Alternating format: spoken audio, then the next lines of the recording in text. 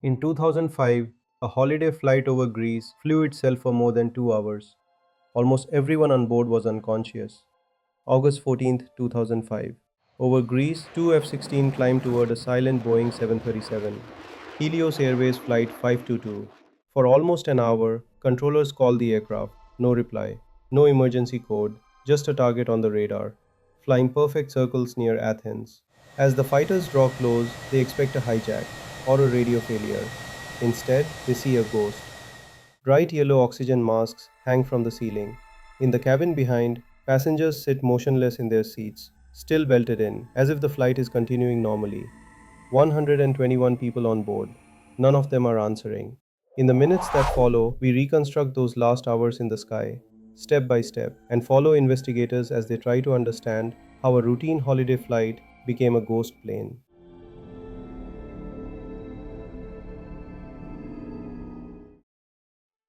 Helios Airways was a small Cypriot airline. Charters, holiday flights, cheap tickets from Cyprus to Europe and back.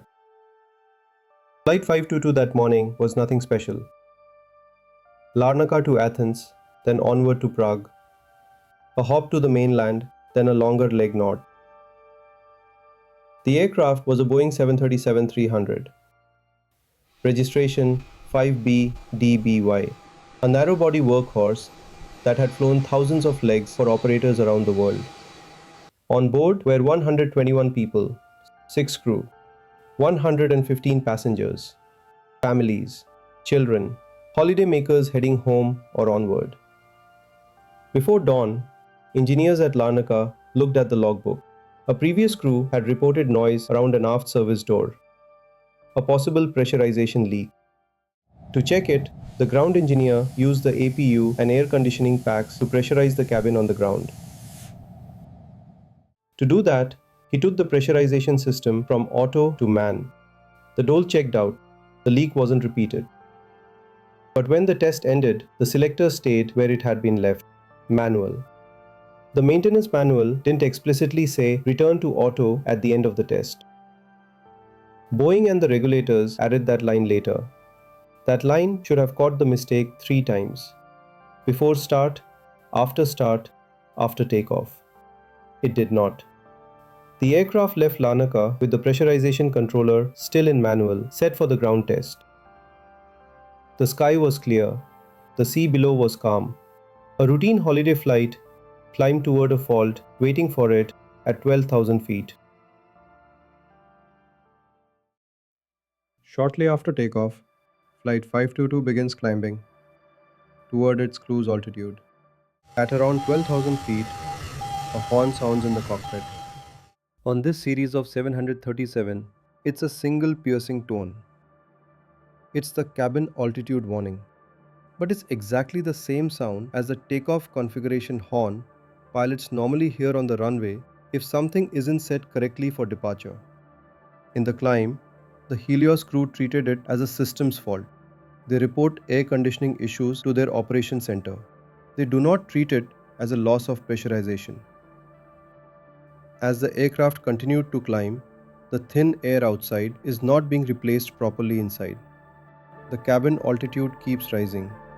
At about 18,000 feet, the passenger oxygen masks drop from the overhead panels. In the cabin, confusion. This isn't turbulence.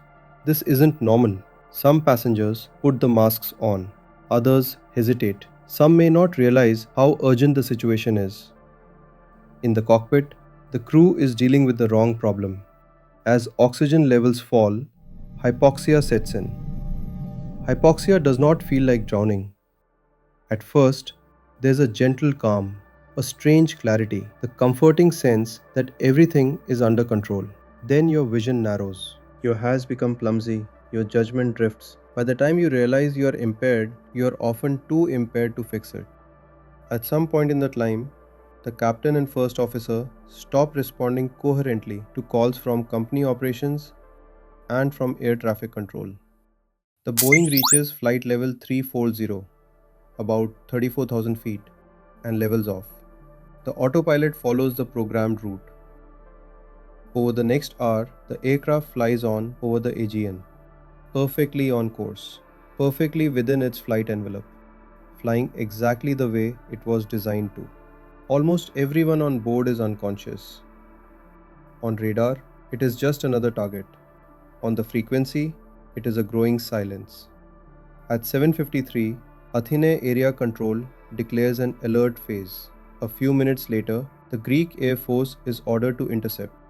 A ghost plane is about to receive its first visitors. What those pilots will see through the glass will not look like any emergency they have trained for. By the time the fighters reach it, Flight 522 has been circling near the KEA waypoint, north of Athens, for almost an hour. The 737 holds altitude and speed as if flown by a careful hand. Autopilot and flight management do exactly what they are told. The F 16 takes station on either side of the airliner and stay there. They call on the radio. They try visual signals. The wing rock, no response. Inside, nothing changes. The plane just keeps tracing the same oval in the sky over sea and coastline north of Athens. For more than 20 minutes, the fighters simply watch a passenger jet fly itself. Inside their own cockpits, the Greek pilots work through their checklist. If this is a hijack, they expect to see movement, faces at the windows, a struggle on the flight deck, a signal from a passenger. Instead, the cabin windows look dull and still. No one waves, no one holds up a sign. Then, at about 8:48, something finally moves. On the cockpit voice recorder, investigators later hear the door unlatch, then slow footsteps, the rustle of someone putting on a mask. From outside, one F 16 pilot sees a man step into the left seat, a cabin attendant, one of the very few on board who has stayed conscious long enough for a portable oxygen bottle to keep him awake. He sits down. He tries to take control. On the CVR, there are groans, breathing, switch clicks, the sounds of someone fighting through hypoxia with seconds to spare. On the replay, investigators step through those sounds second by second. A click that might be a pressurization switch, another that could be a heading or altitude knob. Each action points the right way, but all of them are coming too late for one person fighting just to stay conscious. But another clock is already running out. The aircraft has been flying on autopilot for more than 2 hours. Fuel is almost gone. At 8:49:50, the left engine flames out. The 737 begins to descend. On the cockpit recorder, 2 weak attempts at a mayday call can be heard in the next few minutes. They never reach air traffic control. At 8:59:47, the right engine also flames out at around 7,000 feet. Flight 522 is now a silent glider, heavy and unpowered, drifting down toward the hills northwest of Athens. At 9:03:32, it hits rising ground near the village of Grammatico. All 121 people on board are killed. The circle in the sky collapses into a scar on the hillside. For the pilots who flew beside it and the investigators who followed, the real question is how a modern airliner could become a ghost plane while everything still seemed to be working.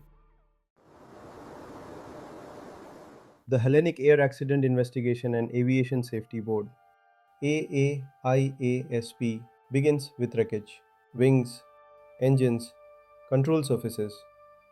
But the real answers lie in two small boxes: the flight data recorder and the cockpit voice recorder.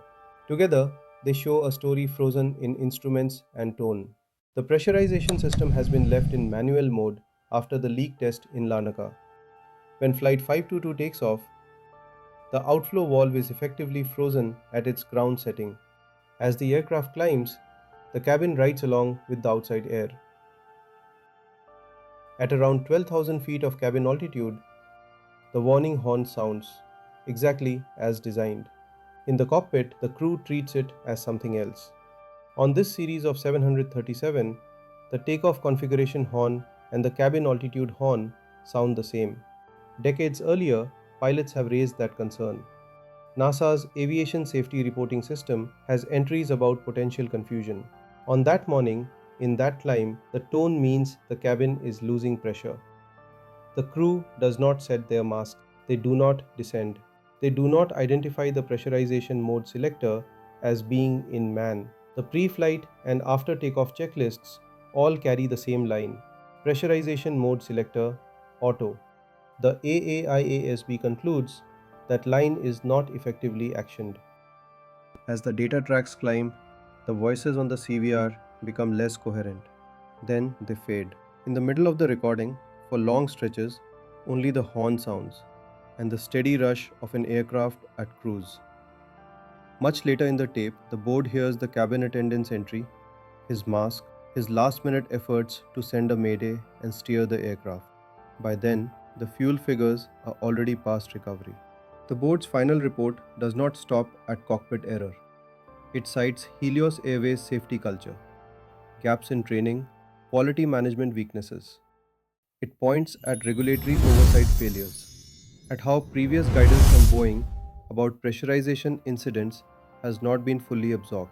It highlights the single, shared tone for two very different warnings on the 737-300. In the years that follow, checklists are tightened. Training about cabin altitude warnings is reinforced. The procedures around maintenance leak tests and returning selectors to auto are rewritten in manuals worldwide. Helios Airways itself does not survive long.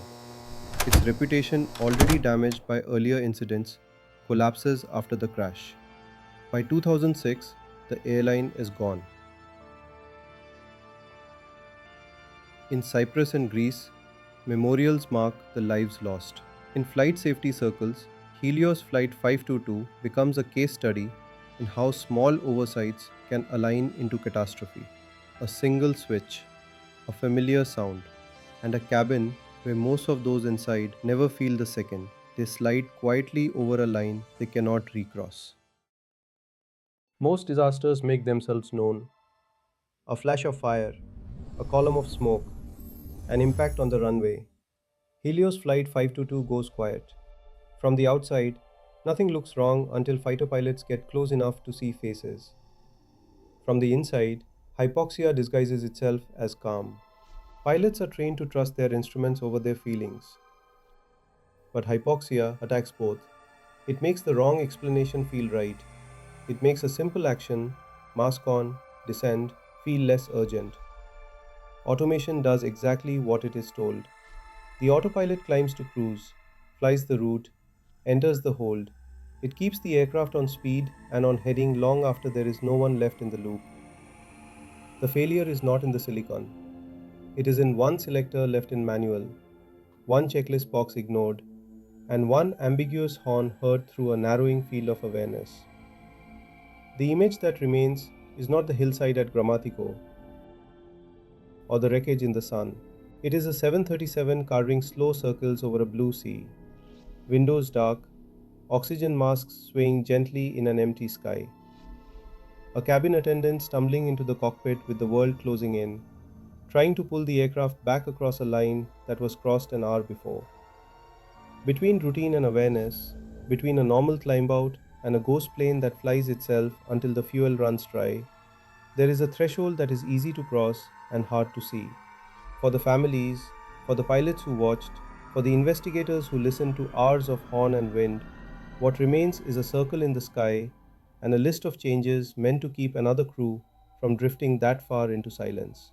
Helios Flight 522 exists now as data, as procedures, as a cautionary story told in classrooms and briefing rooms. Between what was and what remains, there lies the liminal.